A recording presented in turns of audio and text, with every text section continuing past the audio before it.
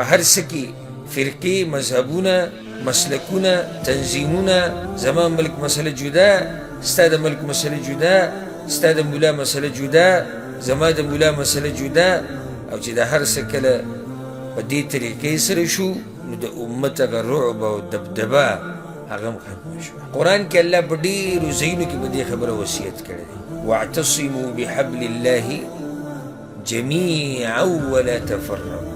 او ټول د الله په پړي باندې منګولې ولګوئ، د الله په رسۍ باندې، یعنې د الله په دین باندې، د الله په قرآن باندې منګولې ولګوئ.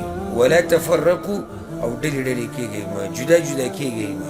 واذکروا نعمت الله علیکم، او رعایت کوئ نعمت د الله کله چې تاسو ټول د یو بل دشمنان وئ. فألف بین قلوبکم، نو الله ستاسو په زړونو کې یووالی راوستو. نو د الله د نعمت او د احسان د لاسه تاسو ورونه شوئ، نو دا وروري الله وایي مه خرابوئ.